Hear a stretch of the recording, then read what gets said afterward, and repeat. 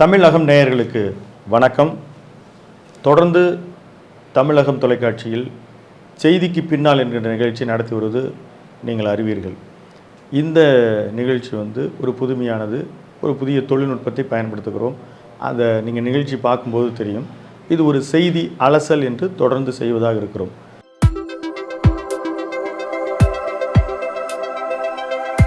இந்த செய்தி அலசல் நிகழ்ச்சியில் தமிழ் அகம் தொலைக்காட்சியினுடைய எடிட்டர் திரு விஜயராகவன் அவர்கள் கலந்துக்கிறார். அவரை வரவேற்போம்.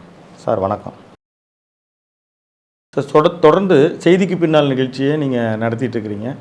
அதில் பல்வேறு விஷயங்களை அனலைஸ் பண்ணி சொல்லிகிட்டு இருக்கிறீங்க. ஆனால் கடந்த மாதத்தில் இந்தியா முழுவதும் பெரிய அதிர்வலைகளை ஏற்படுத்திய கொல்கத்தாவினுடைய அந்த பயிற்சி மருத்துவனுடைய ஒரு பாலியல் வன்கொடுமை தொடர்ந்து அதே மாதிரி இப்போது கிருஷ்ணகிரியிலையும் நடந்திருக்குது. நிறைய இடங்கள் இப்போது இன்றைக்கி கூட கோவை சிறுமுகையில் ஒரு பள்ளி ஆசிரியர் ஒரு பள்ளி பெண் பாலியல் பலாத்காரம் இப்படி தொடர்ந்து வருது. இது தொடர்பாக எந்த செய்தியும் நீங்கள் ஏன் செய்யவில்லை? அதாவது நான் தொடர்ந்து செய்திக்கு பின்னால் நீங்கள் சொல்கிற மாதிரி எல்லா விஷயங்களும் நடப்பு நிகழ்வுகள் பேசிட்டு இருந்தது உண்மைதான்.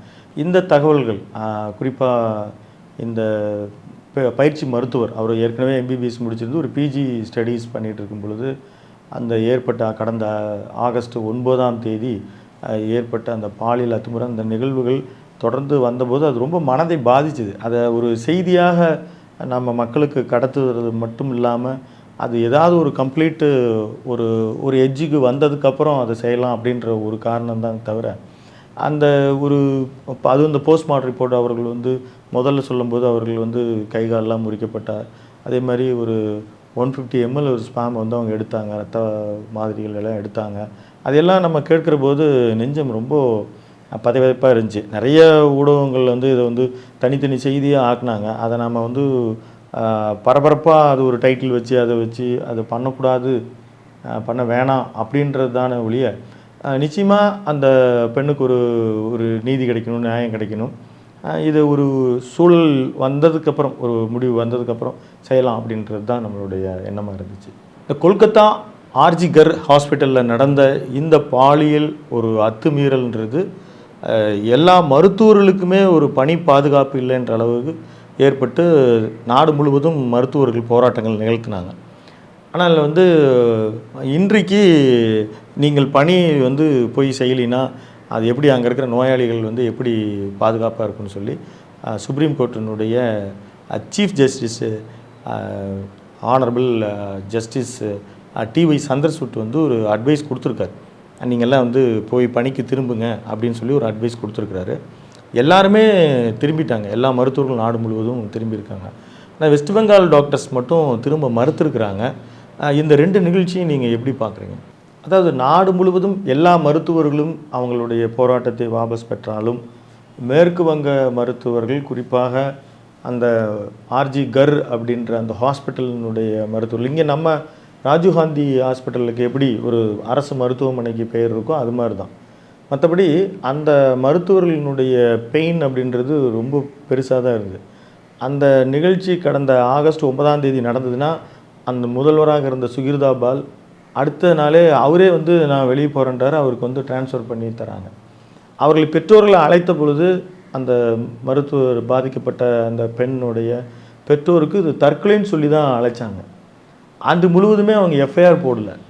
அந்த இரவு அடுத்த நாள் தான் கண்டுபிடிக்கப்பட்டு அந்த அடுத்த நாள் இரவு 11:45 அந்த நள்ளிரவை நெருங்கக்கூடிய அந்த நேரத்தில் தான் எஃப்ஐஆர் போடுறாங்க. அப்போ தான் போஸ்ட்மார்ட்டம் அட்மிட் பண்ணுறாங்க. டாக்டர்கள் மிக கடுமையாக போராடிய பிறகு தான் அந்த போஸ்ட்மார்ட்டம் ரெக்கார்ட் செய்யப்படுகிறது, வீடியோ ரெக்கார்ட் செய்யப்படுகிறது.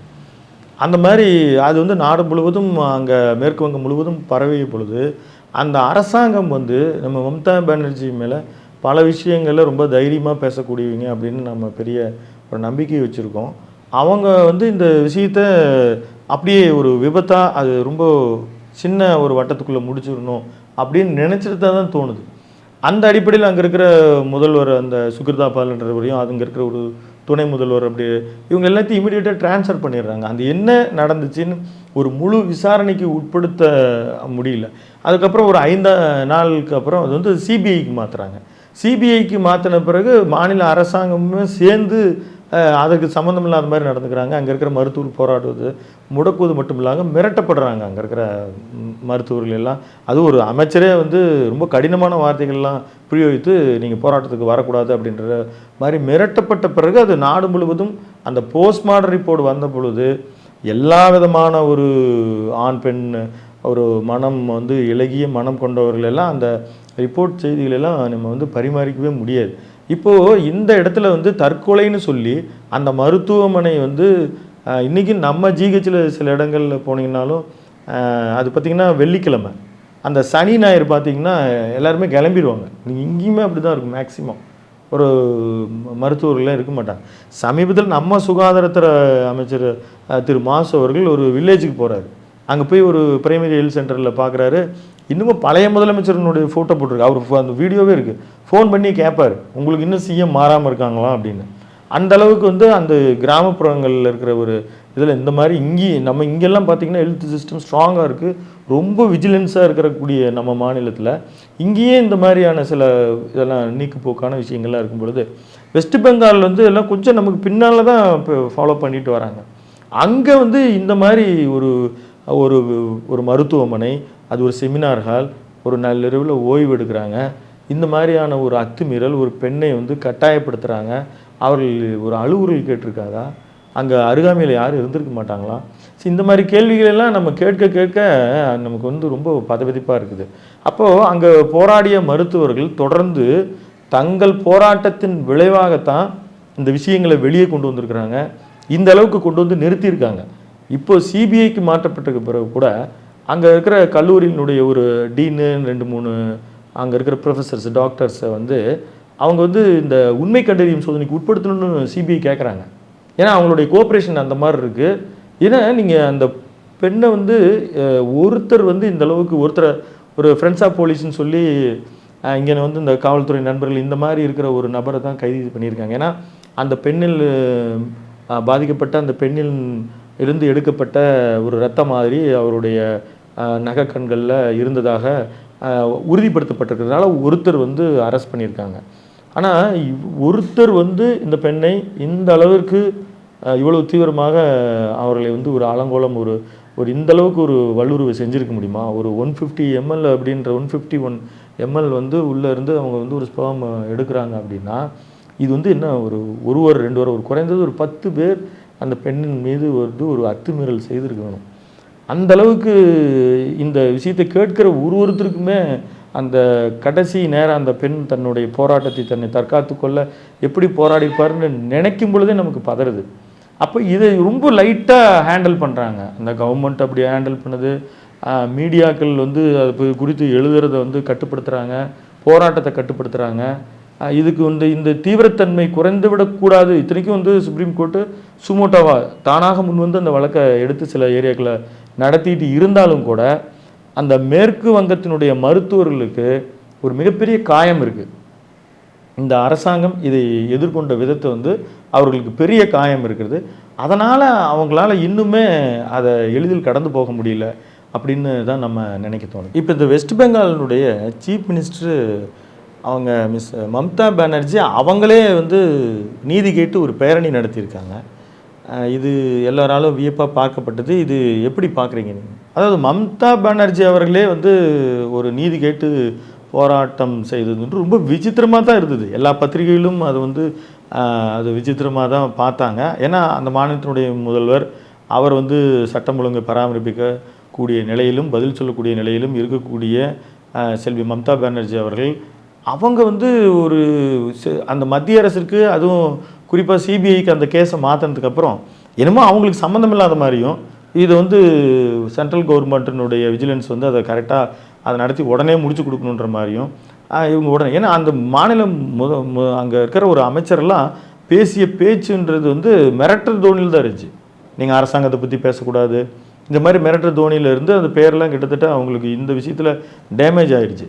அதனால் அவங்களே வந்து அவங்க கட்சிக்காரர்கள் எல்லாம் கூட்டிகிட்டு திரட்டி வந்து ஒரு பேரணி நடத்தினாங்க. நேற்று கூட வந்து மிகப்பெரிய அளவில் இருக்கிற புள்ளி விவரங்கள்லாம் எடுத்து 1 மணி நேரத்தில் இத்தனை பெண்கள் வந்து நாடு முழுவதும் அத்துமீறலுக்கு உள்ளாக்கப்படுகிறார்கள், அந்த மாதிரி இருக்கிறதுக்கு கடுமையான சட்டம் இயற்ற வேண்டும் அப்படின்லாம் வந்து மம்தா பானர்ஜி சொல்லியிருக்கிறாங்க. ஒரு பெண்மணியாக அவங்க வந்து இந்த விஷயத்தை வந்து அவங்க அக்செப்ட் பண்ணி கடுமையான நடவடிக்கை எடுத்துக்கணும். இன்ன வரைக்கும் ஒருத்தர் தான் வந்து கைது செய்யப்பட்டிருக்கிறாங்க. மற்றவர்கள் மீது சந்தேகப்படுவதற்கு கூட அவங்க அனுமதிக்கு தர மாட்டேன்றாங்க, விசாரணைக்கு வளையத்திற்கு கொண்டு வர மாட்டேன்றாங்க. அது வந்து இன்னும் என்ன ஒரு நடுகாட்டிலையோ அல்லது ஒரு அத்துவான இடத்துலையோ தான் நடந்தது. அது வந்து ஒரு பரபரப்பாக இயங்கக்கூடிய மக்கள் சேவை நடக்கக்கூடிய ஒரு மருத்துவமனையில் நடந்திருக்கு. இந்த விஷயத்தை உடனடியாக அவங்களெல்லாம் கடுமையான ஒரு விசாரணைக்கு உட்படுத்த வேணாமா? அங்கே இருக்கிறவங்களுக்கு ஒரு கூட்டு பொறுப்பு இல்லையா? அங்கே இருக்க ஒரு சிசிடிவி, வந்து போனவங்களுடைய ஒரு கண்காணிப்பு, அந்த ஒரு ரிஜிஸ்டர், இதெல்லாம் எதுவுமே இருக்காதா? இப்போ அந்த விஷயத்தை பார்க்கும் பொழுது மம்தா பானர்ஜி இதில் ரொம்ப சீக்கிரமாக அதை ஸ்கிப் பண்ணிடணும், இதை கடந்து போகணும்னு நினைக்கிறேன். இதே மாதிரி தமிழ்நாட்டில் இப்போது கிருஷ்ணகிரியில் கத்திக்குப்பம் அப்படின்ற ஒரு பர்கூருக்கு பக்கத்தில் இருக்கிற ஒரு தனியார் பள்ளி என்எஸ்எஸ் கேம்ப் நடத்தியிருக்காங்க. அதில் ஒரு போலி ஒரு என்எஸ்எஸ் ஒரு கேம்பை நடத்தினவர் சிவராமன் பேர். அவர் இன்றைக்கி சேலம் ஜிஹெச்சில் இறந்துருக்கார். ஆனால் இது மாதிரி நிறைய ஒரு கேம்ப் நடத்தி அங்கே பள்ளி சிறுமிகள் மீது பாலியல் அத்துமுறல் செய்திருப்பதாக அதிகாரப்பூர்வமாக வந்திருக்குது. இந்த மாதிரி பள்ளி கல்லூரிகள் எல்லாம் இந்த மாதிரி நிலைமையில் இருக்கிறத, இன்னும் இந்த மாதிரி தொடர்ந்து கொண்டு இருக்கிறத நம்ம எப்படி பார்க்குறது? அதாவது சார், இந்த கிருஷ்ணகிரி சம்பவம் வந்து நம்ம தமிழ்நாட்டில் உண்மையிலேயே அதுவும் வந்து ஒரு பதைக்கிற சம்பவமாக தான் கடந்து போயிட்டுருக்கோம். ஆனால் நம்ம இங்கே பொறுத்த மட்டும் பள்ளிக்கல்வி அமைச்சர் திரு அன்பில் மகேஷ் அவர்கள் அதை வந்து அட்மிட் பண்ணிட்டார். இந்த மாதிரி ஒரு அதுதான் அவரும் பத்திரிகையாளர் சந்திப்பில் கூட சொன்னார். அதை ஒத்துக்குங்க, அது எங்கே நடந்தாலும் இது மூடி மறைக்க முயற்சி பண்ணாதீங்க அப்படின்னு வந்து சொல்கிறாங்க. அவங்க இதே மாதிரி சமூக நலத்துறையினுடைய ஒரு செக்ரட்டரியாக இருக்காங்க, மிஸ்ஸஸ் ஜெயஸ்ரீன்னு சொல்லி. அவங்களும் வந்து இது குறித்து நேற்று ஒரு ப்ரெஸ் மீட் வச்சு தெளிவாக சொல்லியிருக்காங்க. அவங்க தனிப்பட்ட முறையில் நாங்கள் வந்து இத்தனை மணிலேருந்து இத்தனை மணி வரைக்கும் வெயிட் பண்ணுறோம், இது ஒரு போலி கேம்ப் தான். நீங்கள் சொன்ன மாதிரி குறிப்பிட்ட மாதிரி சிவராமன் ஒருத்தர் வந்து இதை தொடர்ந்து நடத்திட்டு இருந்திருக்கிறார். இங்கேயும் நமக்கு என்ன ஒரு சந்தேகம் வருதுன்னா, என்றைக்குமே ஒரு தனி மனிதன் இந்த மாதிரி செய்ய முடியாது. ஒரு பள்ளியில் தொடர்ந்து ஒரு என்சிசி கேம்பை நடத்துகிறாங்க அல்லது ஒரு என்எஸ்எஸ் கேம்பை நடத்துகிறாங்க அப்படின்னா அந்த பள்ளியை சார்ந்தவர்களும் அங்கே தங்கியிருப்பாங்க, அங்கே இருப்பாங்க. நான் ஒரு பள்ளி ஆசிரியராக நான் 3 ஆண்டுகள் நான் பணியாற்றியிருக்கேன். இந்த கேம்ப்பு இந்த இடங்கள்லாம் நான் போயிருக்கேன். அதாவது நாம் வந்து பார்ட்டிசிபெண்ட்டாக, அதாவது ஒரு மாணவனாக இல்லை, ஆசிரியராக நான் இருந்து இதெல்லாம் பார்த்துருக்குறேன். அப்போது நான் ஒரு கவர்மெண்ட் ஸ்கூலில் ஒரு இன்ஸ்ட்ரக்டராக ஒர்க் பண்ணியிருக்கேன். அப்போ எவ்வளோ ப்ரொசீஜர்ஸ் இருக்குது. இந்த ப்ரைவேட் ஸ்கூல்ஸ் வந்து இது மாதிரி தான். இது மாதிரி நிறைய இடங்களில் வந்து டூர் கூப்பிட்டு போவாங்க. அப்போ இந்த மாதிரி நிறைய அத்துமீறல்கள், இந்த அப்யூஸ் எல்லாம் சைக்கலாஜிக்கலாக டாக்டர்ஸ்லாம் என்ன சொல்கிறாங்கன்னா, ரொம்ப பழக்கப்பட்டவங்க தான் இந்த அத்துமீறல் செய்யறதுக்கு முயற்சிக்கிறாங்க. அதுலேயே அவங்க வந்து அந்த வல்லரபிலிட்டின்னு சொல்லுவாங்க. அதாவது எளிதில் அந்த தாக்குதலுக்கு இலக்காகக்கூடியவர்கள் யார் அப்படின்னா, இந்த மாதிரியான உடனடியாக ரியாக்ட் பண்ண முடியாதவங்க. என்ன, நீங்கள் கொஞ்ச நாளைக்கு முன்னால் பார்த்துருப்பீங்க, மன வளர்ச்சி குன்றிய ஒரு பெண்ணை வீட்டில் விட்டுட்டு போனதை வந்து அத்துமீறல் நடந்திருக்கு. அது மாதிரி தான் இது மாதிரி ஒரு சிறுமியராக அவங்க இது பண்ணுறது. ஸோ இது எல்லாமே வந்து ரொம்ப கொடூரமானது தான். இதுக்கு எல்லாமே ஒரு பின்புலம் அல்லது வந்து நமக்கு இதற்கு ஒரு மனோதைரியத்தை கொடுக்கறது வந்து போதை வஸ்துக்கள் தான். அது எந்த வடிவத்திலையுமே ஒரு போதைப் பொருட்கள் தான் இது மாதிரியான ஒரு பாலியல் அத்துமீறல், ஒரு பெண்ணை வந்து ரொம்ப கடினமான ஒரு அத்துமீறல் செய்வதற்கு, ஒரு மனிதனை தூண்டுவதற்கு போதை வஸ்துக்கள் தான் காரணம். நீங்கள் என்ன தான் ஒரு தீர்வை நோக்கி பேசினாலும், எவ்வளோ சொல்யூஷன் கொடுத்தாலும், தைரியம் கொடுத்தாலும், அரசாங்கம் தைரியம் கொடுத்தாலும், நடந்ததுக்கு பிறகு நீங்கள் வந்து கஷ்டப்படாதீங்க, பாதிப்பு உங்களை தப்பு பண்ணிட்டான், நீங்கள் ஏன் வைக்கப்படணும், அவன் தான் தப்பு பண்ணவன் தான் வைக்கப்படணும், தண்டனை அனுபவிக்கணும், அதனால் நீங்கள் தயங்காமல் முன்னால் வந்து சொல்லுங்கள் அப்படின்னு செக்ரட்டரி, மினிஸ்டர்ஸ் எல்லாம் சொன்னாலும் கூட பெரும்பாலும் குற்றங்கள் நடப்பதற்கு முன்னால் தடுப்பதற்கு என்னென்ன செய்யணும் அப்படின்னு முயற்சி எடுக்கணும். அதில் மிக முக்கியமாக இன்றைக்கி இதுக்காக ஆராய்ச்சி செய்யக்கூடிய டாக்டர்ஸ் ஆகட்டும், நிறைய சமூக ஆர்வலர்களாகட்டும், அவங்க சொல்வது இந்த போதைப் பொருட்களை கட்டுப்படுத்துறது தான் மிக முக்கியமான விஷயம். அடுத்த ஒரு கேள்வி என்னென்னா, இந்த மாதிரி தொடர்ந்து நீங்கள் தரவுகள்லாம் சொல்கிறீங்க, பணியிடங்களில் பெண்களுக்கு அப்போது பாதுகாப்பு இல்லாத ஒரு சூழ்நிலை நிலவுகிறதா? இது எப்படி கையாளணும், எப்படி இதை எதிர்கொள்ளணும் அப்படின்னு நம்மளால் ஏதாவது சொல்ல முடியுமா? அது பணியிடங்களில் பெண்களுக்கு பாதுகாப்பு இல்லையா அப்படின்னு மட்டும் இல்லை, குடும்ப வன்முறைகளுமே நிறைய நடக்குது, அவங்களால வெளியில் சொல்ல முடியறதில்ல. இது எந்த விதமான ஒரு ஒரு பெண்கள் அது வயது வித்தியாசம் இல்லாமல் அவர்களுக்கு நடத்தக்கூடிய அத்துமீறல்கள் அப்படின்றதுக்கு எல்லாமே ஒரு டோல் ஃப்ரீ நம்பர் சொல்லியிருக்காங்க. அவங்க நிறையா அதற்கான ஒர்க் அவுட் பண்ணி அதை அந்த தகவல்கள் புகார் சொல்லுவர்களுடைய தரவுகள் எல்லாம் பாதுகாக்கப்பட்டிருக்கிறதாக தான் சமூக நலத்துறை வந்து சொல்லுது. இப்போ 1098 அப்படின்ற ஒரு நம்பர் அதுக்கு வந்து இம்மிடியேட்டாக சொல்லலாம். சில நேரங்களில் வந்து பெற்றோர்களுக்கு சொல்ல முடியாததை கூட இதில் வழியாக சொல்லலாம். இன்னும் இப்போது நேற்று ஒரு நம்ம பள்ளிக்கல்வித்துறை அமைச்சர் இந்த பள்ளியில் பொறுத்த மட்டும் சிறுவர்களை பொறுத்த மட்டும் அவங்களுக்கு நிறைய ஒரு ஃபார்ம்ஸ், அதாவது மாணவர்களின் மனம் அப்படின்னு சொல்லி ஒரு பாக்ஸு, ஒரு கிரீவன்சி பாக்ஸ் வச்சு அதில் அவங்க லெட்டர்ஸ் போட சொல்கிறாங்க. பட் என்னென்னா நீங்கள் அந்த லெட்டர்ஸ் போடுறீங்க, அது யார் ஸ்க்ரூட்னைஸ் பண்ணுறாங்கன்னா ஒரு பள்ளி தலைமை ஆசிரியர் அதுக்கு மேலே இருக்காங்கன்னா சில நேரம் அவங்க மேலேயே புகார் சொல்லும்போது மாதிரி கூட இருக்கலாம். நீங்கள் மற்ற புகார் இந்த மாதிரி புகார்கள் வந்து யார் மேலேயும் இல்லை. அப்போ அதுக்கான ஒரு ஃபார்ம்ஸ் வந்து அந்த சேஞ்ச் பண்ணணும். இன்றைக்கி மாணவர்கள் அது ஸ்டூடெண்ட்ஸ்லாம் நிறைய மொபைல் ஃபோனில் அடிக்ட் ஆகிருக்காங்க.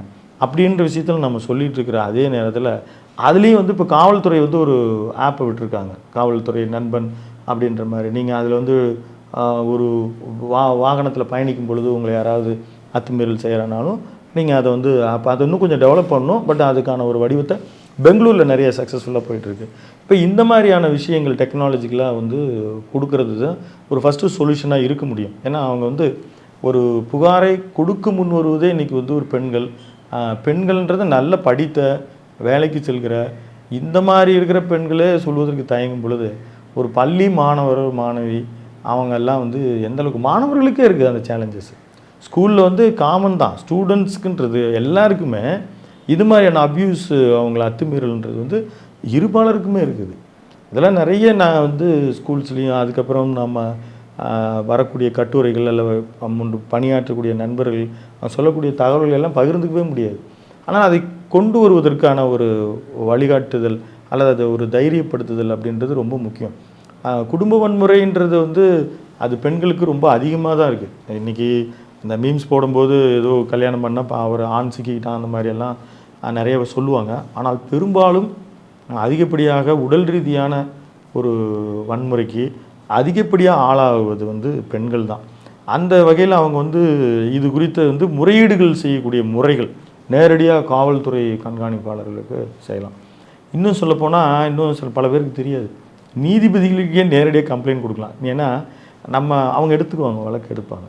அது இன்னும் நிறைய பேருக்கு தெரியாது. நீங்கள் வந்து ஸ்டேஷன் போகிறதுக்கு நிறைய பேருக்கு தயக்கம் இருக்கும், ஃபோன் பண்ணுறதுக்கு 100 கால் பண்ணி பேசுகிறதுக்கு தயக்கம் இருக்கும். இது மாதிரி நிறைய வடிவங்கள்லாம் இருக்குது. அதை வந்து எஜுகேட்டாக இருக்கக்கூடியவங்களுக்கே தெரியல. அது குறித்த ஒரு அவேர்னஸ் இன்னும் அதிகமாகணும் அப்படின்றது தான் என்னுடைய ஒரு ஸ்டடீஸில், என்னுடைய பள்ளி கல்லூரி பல பணியிடங்களில் இருக்கக்கூடிய இதில் வாசிப்பில் நான் சொல்லக்கூடிய ஒரு விஷயம் இதுவாகத்தான் இருக்குது. தொடர்ந்து இந்த நிகழ்ச்சியை கவனித்து கொண்டிருந்த தமிழகம் நேயர்களுக்கு மிக்க நன்றி. இந்த நிகழ்ச்சி குறித்த உங்கள் கருத்துக்களை கமெண்ட் பாக்ஸில் சொல்லுங்கள். தொடர்ந்து இந்த மாதிரி நிகழ்ச்சி செய்யலாமான்னு. மீண்டும் இது போன்ற ஒரு நிகழ்ச்சியில் சந்திப்போம். உங்களுடைய கருத்துக்களுக்கு மிக்க நன்றி. மீண்டும் சந்திப்போம். நன்றி, வணக்கம்.